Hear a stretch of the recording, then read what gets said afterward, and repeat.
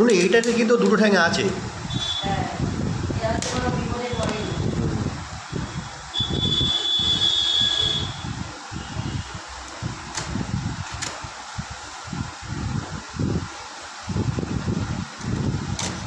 এবার পরে আবার ভিডিও করবে, এখন না। ঠিক আছে। এখন একটা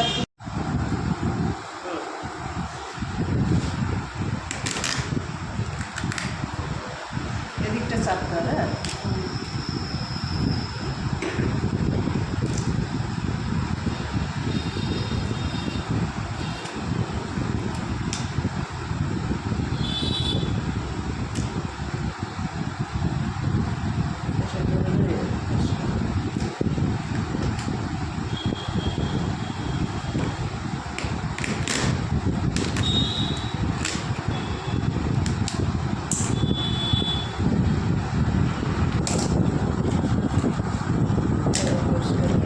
এইটা হেঁটে, হ্যাঁ।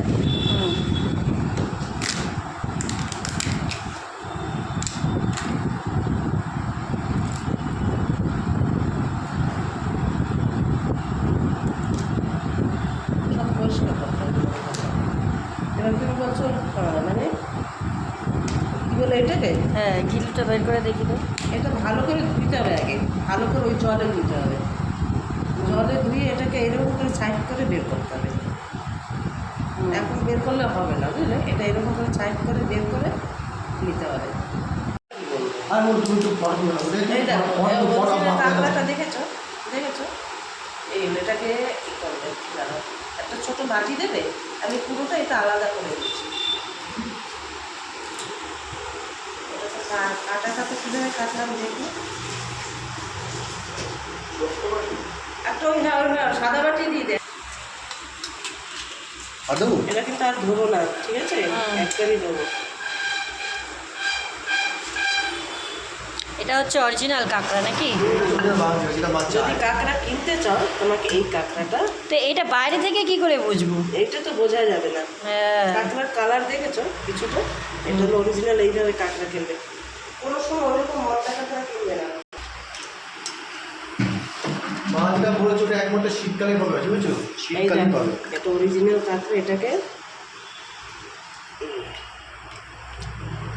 দেখেছো? কাঁকড়া দেখেছো? এই কাকাটা খুব বুদ্ধি আছে। দেখেছো? কিছুটা তোমাদের দেখাতে পারলাম যে এনেছো, চেষ্টা করেছো, বুঝলে তো?